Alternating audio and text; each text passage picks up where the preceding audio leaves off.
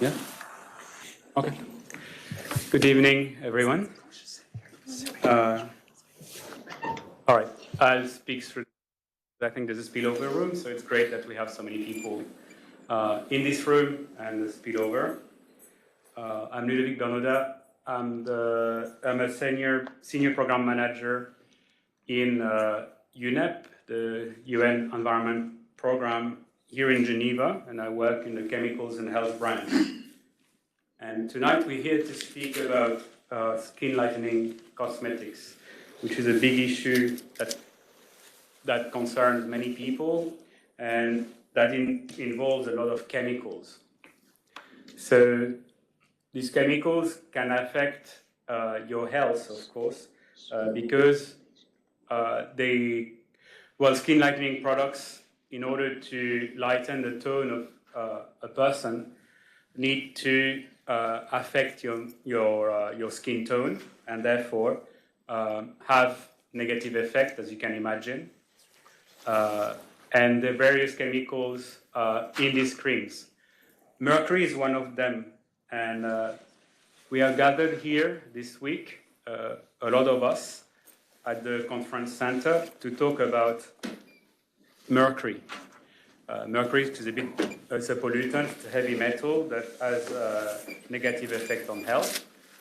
The convention was adopted in 2013 and entered into force in 2017 to control the use and emissions of this metal. And one of the elements and chemical that is used in these skin lightening products is mercury, but it's only one of the chemicals. There's many other chemicals in these products, and that they have very different effects, as you can see on the screen. So they affect the health of people who use them at different levels. First of all, through the skin, the chemicals that we've seen in the previous slides enter your body through the skin because people spread these chemicals on their skin.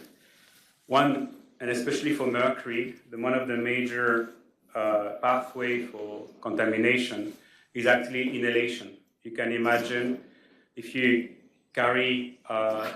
spread your skin, your arms with mercury containing chemicals, cosmetics, this mercury will evaporate and you're gonna breathe it, and it will really affect your health.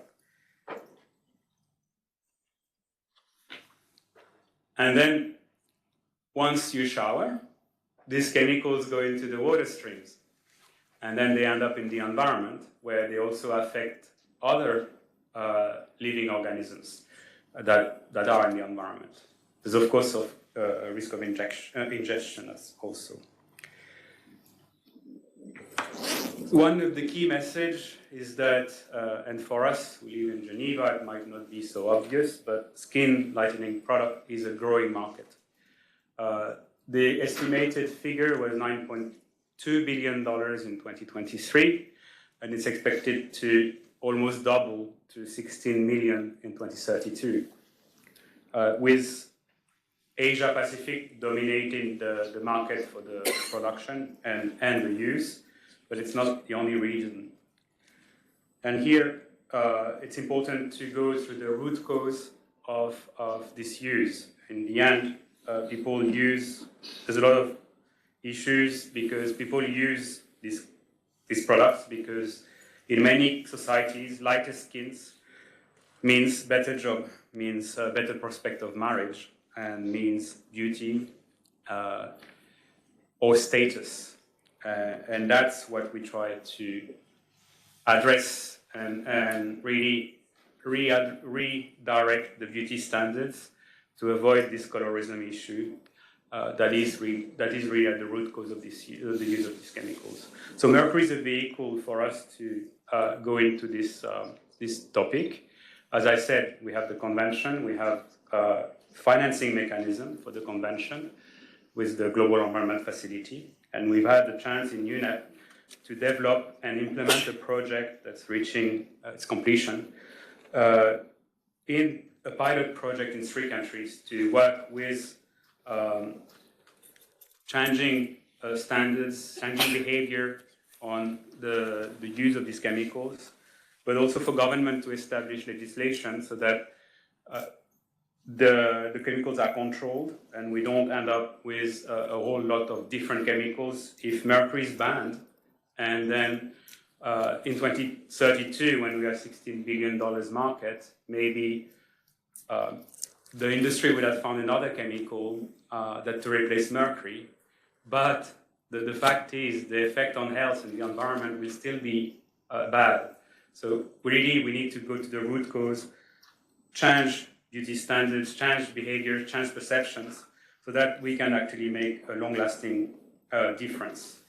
So in this project that we're closing, we have a country here represented with us, so that will be interesting to discuss with Gabon. But there's also Jamaica and Sri Lanka part of that project. And of course, we work with many partners, but UNEP is really key in this, together with the Global Environment Facility, to expand the work that we do on this sector. And we are currently developing a project with 13 countries in Africa that will start next year, and an additional project with 5 countries in Latin America and Asia. So really, we hope to improve the footprint of our project so that we can make a difference at the global level. So thank you. I will get back to, I don't know who's taking over from me. You take over. So thank you.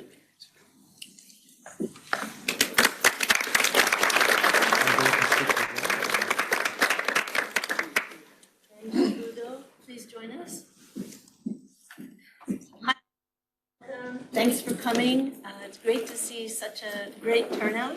I'm Ellen Roskam. I'm the coordinator of the International Geneva Global Health Platform at the Global Health Center here at the Graduate Institute. The platform is funded by the Swiss Ministry of Foreign Affairs, and we're the convening arm of the Global Health Center.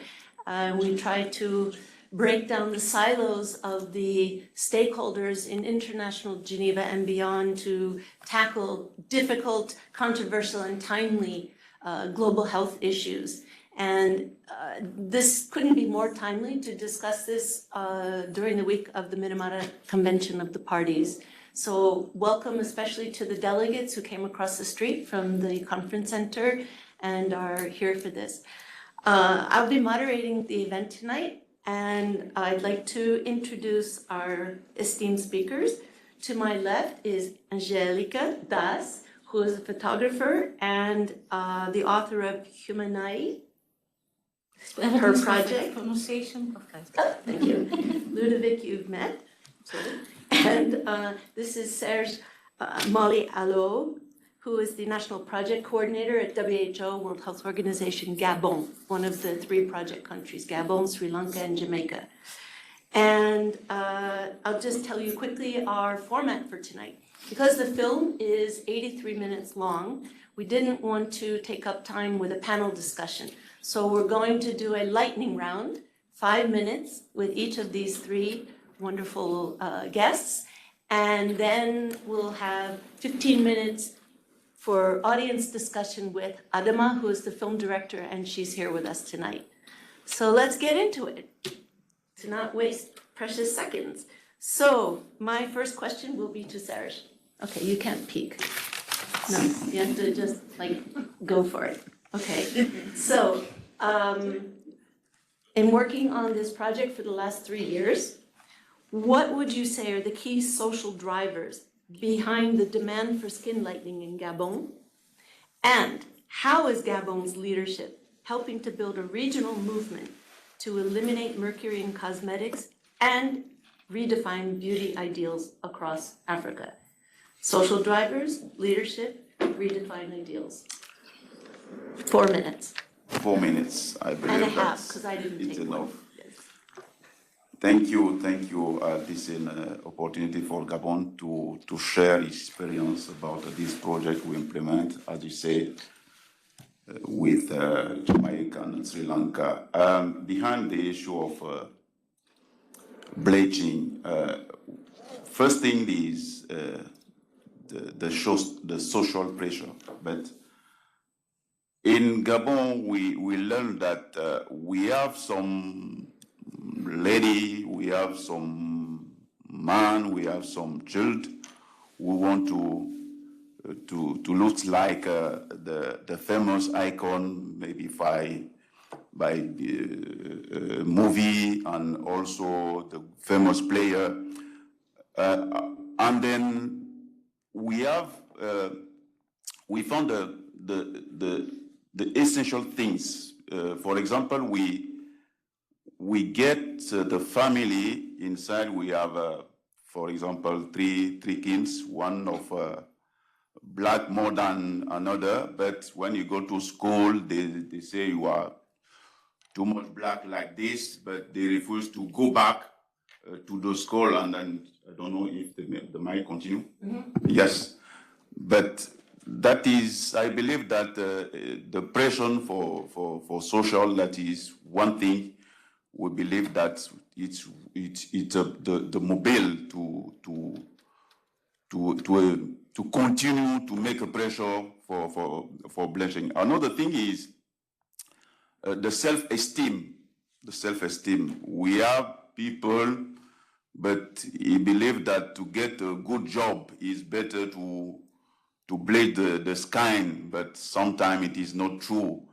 And then also we learn that, for example, the children, the student, but they don't have a lot of money to enjoy the life. But that's the range of population you use cosmetics for blanching. But our question was what they found the money to buy the cosmetic to blanching. The conclusion was that when you go to the market, you have cosmetic blanching everywhere, and that is very cheap. But that is why in Gabon we set up a regulatory and to ban this kind of importation, because most of them does informal. But in the same time, Gabon make in place a policy with support of UNEP and then Jeff. We organize a regional consultation in Libreville and to define what would be the roadmap to phase out the issue of cosmetics with mercury in Africa. And we adopt, I don't know if all of you know what is said, Libreville commitment. Libreville commitment is a roadmap for the region. What is the approach to reach the issue of, to against the issue of cosmetics? And then during our project, we involve many policymakers at national level and regional level. We believe that if we choose this way, we can make a progress in terms of against the issue of blanching in Africa. Thank you. Amazing. 4 minutes. Amazing. Thank you. Thank you so much. Angelica, how can art and creative expression reshape public perceptions of beauty and identity, helping to end toxic colorism and inspire people to reject mercury-based and harmful skin lightening practices, reshape perceptions and inspire people? Well, I will talk from a place that is very personal. I think that I need an image in my background. Probably most of you saw the images. If you were not in the convention, you have one in the entrance, and there is some of them that are in the lake. It's really an honor to be here. Well, I really believe that when we are not able to talk one with each other, when the words are not enough, when the verbal language is not enough for us to communicate, I think that art speaks clear, loud, and it's ability to understand. Maybe I will do something that a little bit different that make you understand why I do that. I was born in a very colorful family in Brazil. as I see by my accent. My father is the son of a maid from whom he inherited an intense dark chocolate tone. He was adopted by those who I know as my grandparents. The matriarch, my grandma, she has a porcelain skin and a cotton-like hair. My grandpa was somewhere between a vanilla and a yogurt tone, like my uncle and my cousin.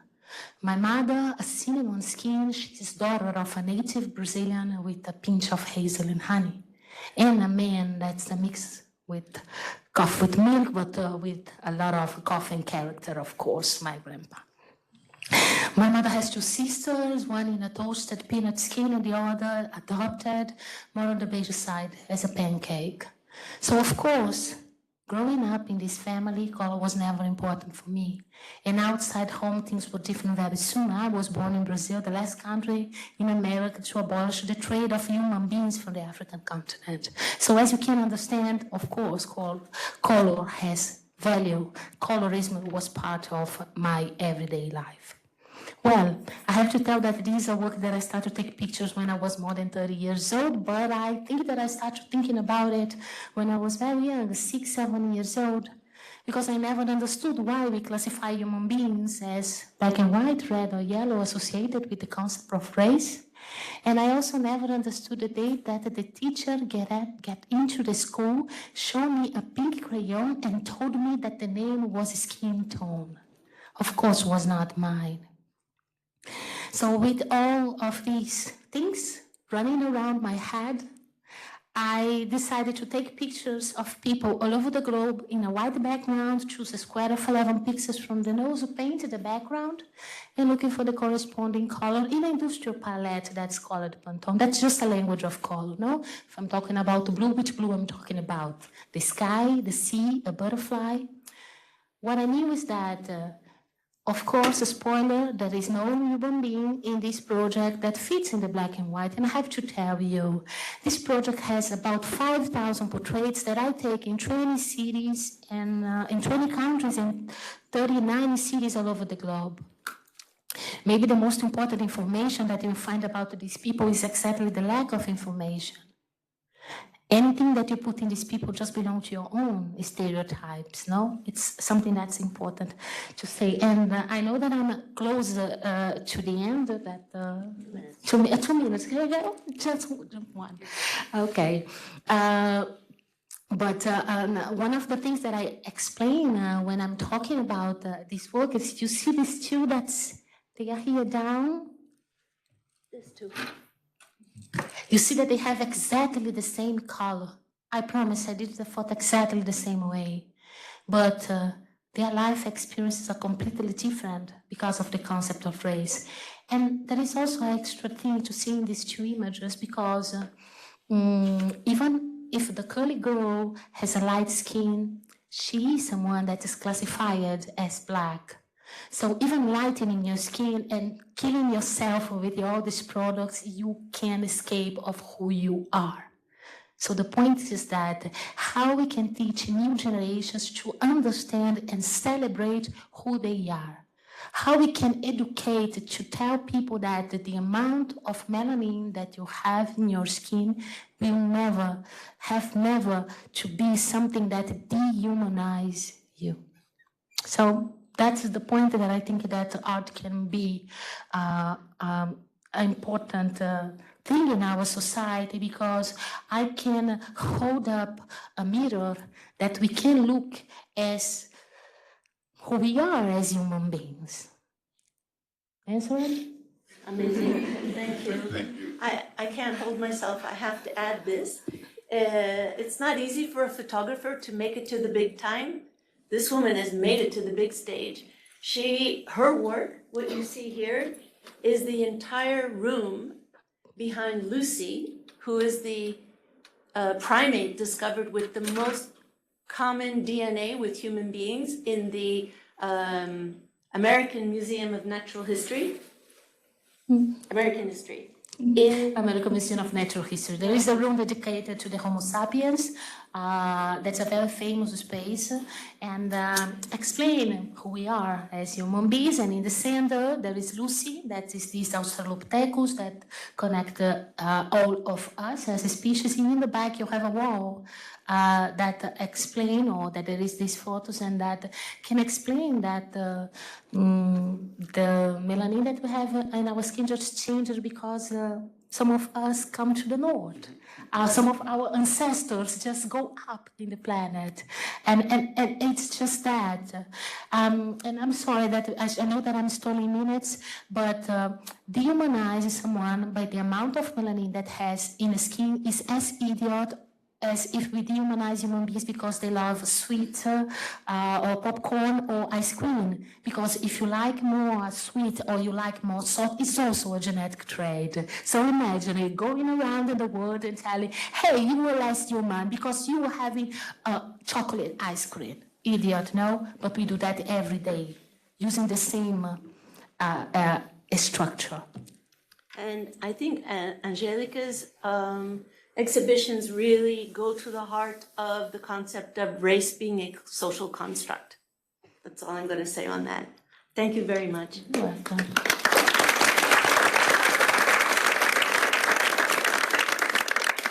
Ludo. Yep. Why is linking environment health and human rights essential to get mercury out of skin lightening cosmetics and to change social ideals that sustain unsafe beauty practices? Get the mercury out, change social ideals. Mm-hmm. Thank you. And it's very hard to speak after such eloquent speakers, and I've already spoken, so it won't be very long. But I will take your question a bit the other way around. I mean, I think human rights is the important issue there. I mean, people need to have the same chance wherever they look like, whatever gender they are, etc. And that's where we need to start. And I think from this, we need to change behaviors. And as Angelica just said it, it's not when you apply cosmetics on your skin that you need to think about that. It's in your everyday behavior. Your every comment you make has an influence, and that's where it starts. Health is the impact of using the wrong chemicals will affect your health. So if we have health issues due to cosmetics, we have failed in the first step, because that means people are using these cosmetics. And then environment is where the recipient, as I explained, when you wash, what you absorb in your body eventually goes back to the environment. There's also a recipient of all these hazardous chemicals that are used in all the products we use. And therefore, that's how they're linked. We need policy, we need people to control what chemicals enters into which product, of course, but we need policy also to address the issues of human rights and equality. I mean, I think the example of Angelica with the photo with the two people of the same skin tone is really telling, and it's confronting for most of us. I just wanted also to say that hair straightening products are also very hazardous and very bad. So we need to really work with more artists like you to change these standards. And I've traveled a lot, and when you go anywhere in Africa, Latin America, Asia, when you enter an airport where you see billboards on the street, every ad has someone with a lighter skin tone than the people in the street. That's the message we pass. If you want to be up there, that's how you need to look like. And that's wrong. We need to correct that. And this can only be corrected through art and through exposing people to the various levels. I really like the example you took about with Homo sapiens. I think our species didn't start with one color, definitely. Well, we will not end the way we look now. We only look the way we look now because of the environment we grew up and our ancestors grew up. And that's nothing to do with the way you should be in society. That's it? Yeah. Excellent. Thank you so much. Since you left me 30 seconds, I'm going to claim it. And I want to emphasize that the power of having here government, artist, and international organization, UN agency, at the time of the Conference of the Parties, the 6th Conference of the Parties of the Minamata Convention, that is an extraordinary international treaty that UNEP pushed through with an entire health component. And that is really something exceptional. The plastics treaty that is still under negotiations has struggled so much to have a health component. So the achievement does not go unnoticed, and I think it really needs to be mentioned. And this is an example of multilateralism at its best. And it's here in Geneva, but it's also multilateralism at the level of the regions, which very often people in Geneva don't look at and know about to see multilateralism is really effective in many parts of the world, not only here in International Geneva, but with the groundwork shaped by UNEP. I think it's amazing. And I think UNEP deserves a round of applause. Thank you to all the speakers. Our lightning round is finished. If you wouldn't mind taking your seats, I will invite Adama up here, our esteemed film director, and we can have a chat with her. Here? Sure. Soul or sound? Soul or sound? It's soul, but I think in English maybe it's soul. It's fine. I'd like to introduce to you Adama Sao, Binata Sao, and she's only 34 years old. I'm sorry I had to say it. It's so extraordinary to make the write and direct and produce this film at such a young age, and it takes a lot of guts. And she's from Senegal, and she has shown this film at the Lausanne International Film Festival, where it was very well received, and other festivals. And so I think you're going to hear her name around the world, a lot of festivals now, if you start to pay attention. I have one question, and then we turn it to the audience to talk with you. Okay? Okay. Okay. What motivated you to create the film Timpi Tampa, a film that confronts the issue of skin lightening in Senegal, and what kinds of reactions and conversations did it spark among audiences and communities? Okay. Thank you. What motivated me in my country is just I noticed something. Right now, we could say lately, it's really rare to see women of dark skin to walk in the street. Now, most of women in my country, they have light skin. It's not their natural skin.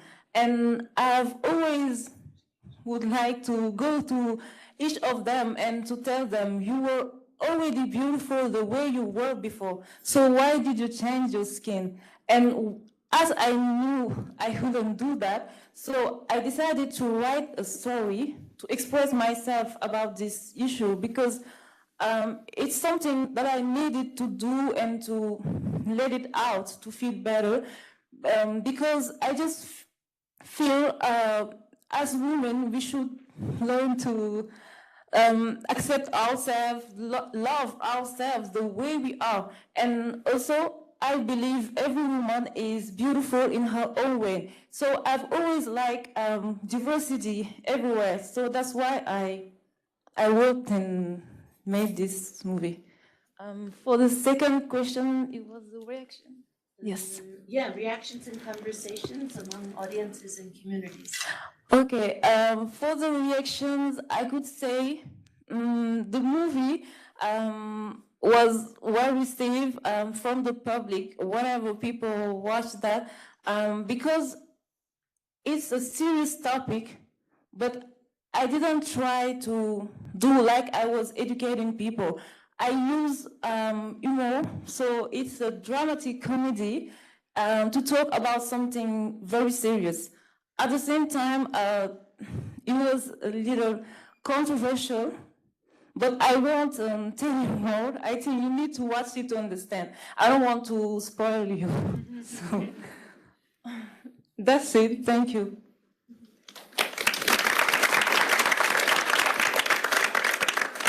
Well, to all of you, what would you like to know from Adama? Hi everyone, thank you so much. I am enjoying your speech and the overall speech. I'm curious about how do you perceive this problem? This is not about the mercury as I see it, it's more deep, yeah? So when we talk about it, do you see any connection with the post-colonial trauma of the global south, let's say, and the trying people to bleach themselves? Because yesterday I was listening the speech by the Malcolm X when he was asking the audience, who told you to hate the color of your skin? Who told you to hate the shape of your nose? And from my perspective, it's a post-colonial trauma. So how do you see it? Thank you. Yes, I think also it's one of the cause, of course, because I think as Black women and even just Black community, since the beginning, we've been underrepresented on the medias and all of that. I wouldn't say it's white people who went to Black people and tell them you are ugly or the way you are, but it's something, how could I say that? It's not, it's subtle. It's mostly because Occident has always dominated, of course. So we've always been used to watch TV series from them, movies, even advertising. When you walk on the streets in our own country, we always see light-skinned people. So I think, yes, it's one of the causes, you're right. And we have a lot of work to do to take it out in our minds, because it's really deep. Yes. To the gentleman who asked the question, you said you understand now this is not only about mercury, it's deeper. So to that, I just want to say it's not only skin deep. The issue, we could say it's just skin deep, but this is not only skin deep. Yeah. It's deeper. Next.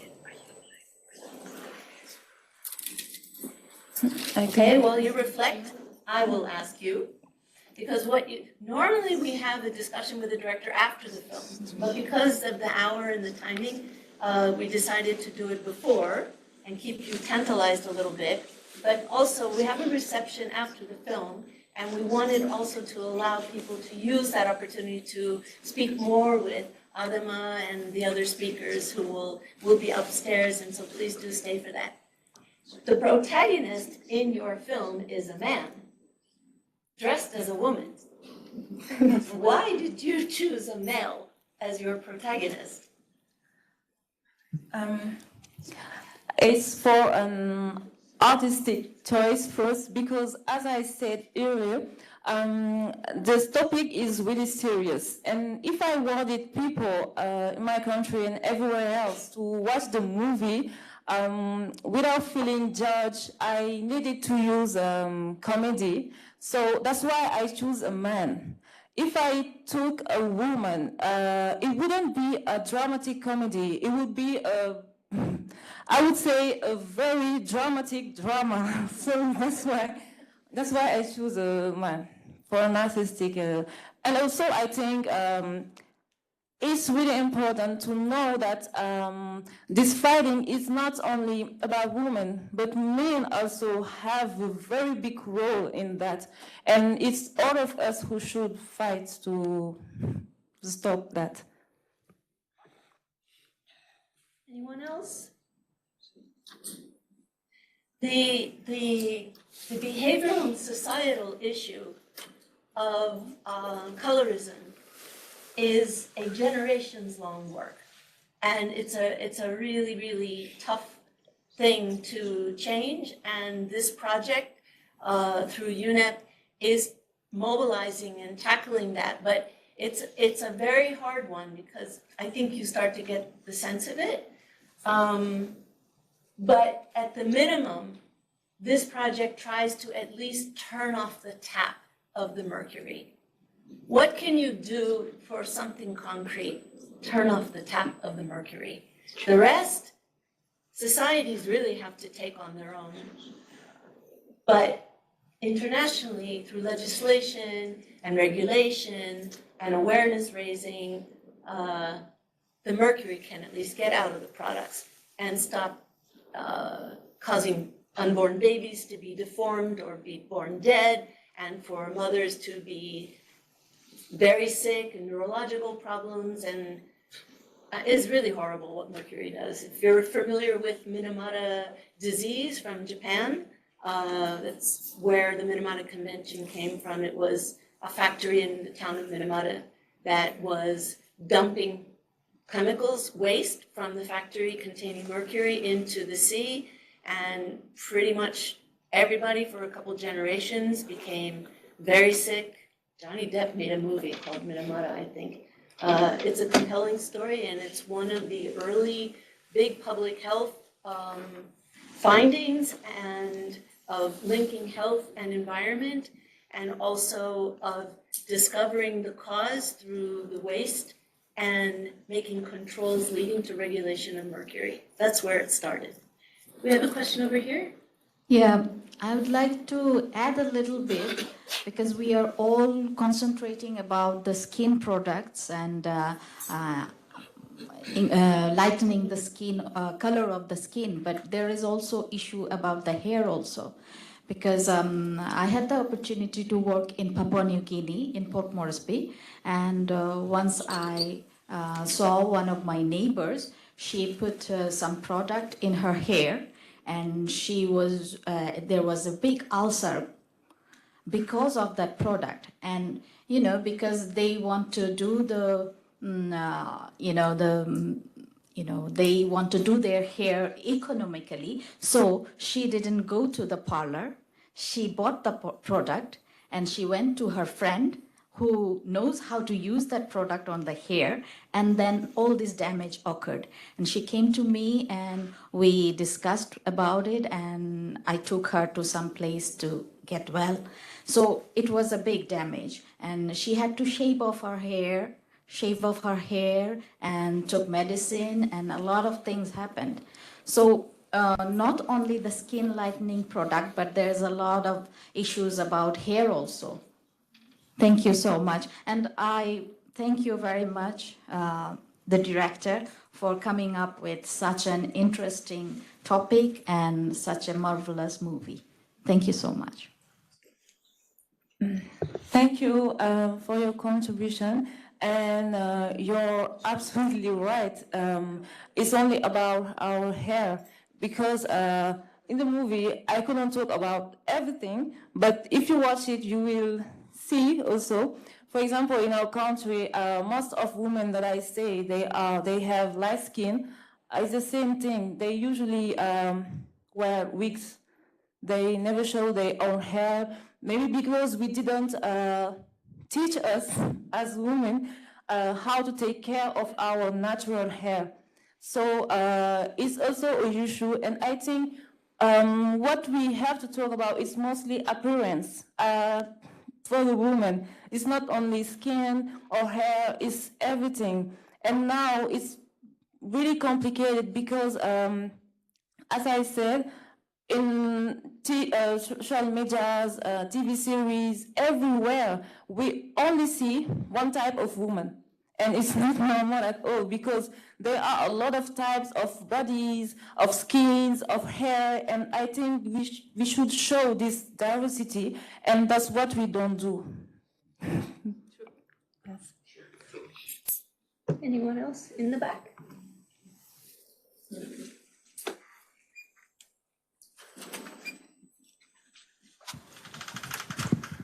There are significant sections of the population, particularly in the very cold countries, where lighter skin is not taken as a preferred option, where people go for tanning and other things, basically to achieve a more darker content. So maybe proportionately, overwhelmingly, there is a desire for lighter skin, but there are sections where it's not the lighter skin which is preferred. My second comment is mercury in the cosmetics is a health issue. Like mercury in the vaccines also is a health issue. There are efforts to get rid of mercury from these things. Whereas preference for the lighter skin is more a social issue. And I'm pretty sure if tomorrow there is a ban on mercury in the cosmetics, there will be research for replacement of alternative products which can contribute to lightening of the skin. These are comments only. Sorry, I didn't hear everything everywhere very well. So, is it a question from? No, it's a comment. It's a comment. Okay. Yeah. If you don't mind, at least go comment. Okay. I'm sorry, it's not about me, but I will go comment. Yes. Can you hear me? Yes. Well, it's just a small comment, especially for the beginning of the question. When someone is tanned or someone wants to be tanned, and you understand that something's temporary. No, it's a moment, and it's very connected with leisure, with pleasure, with people that can spend time doing nothing in front of the sun, that after some weeks your skin will be renovated and you will go back to the skin that you are. When you come on this planet, depend of the amount of melanin that you have, you of course can't remove it, even with the light that we are discussing here that will kill you.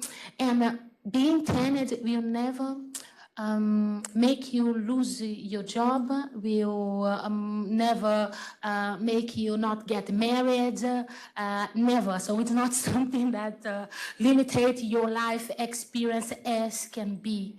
Have melanin that even if you try with creams, you can get out of who you are. So I just want to comment that because sometimes people make there are a lot of people that love to be tan and people want to change their skin to be brown. Oh, they're temporary. And I have to tell that I come from a country that this is something that's so specific because in Brazil, we love to have the mark that you are tanned. And you know why?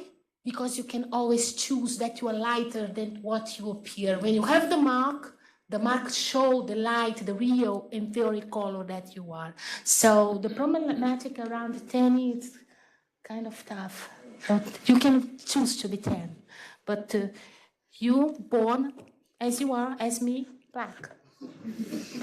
Proudly. Thank you. We have about half a minute left, and I would like to add something about the scientific evidence and leading to challenges in governance on this issue at the international level of organizations, but at country level, at government level.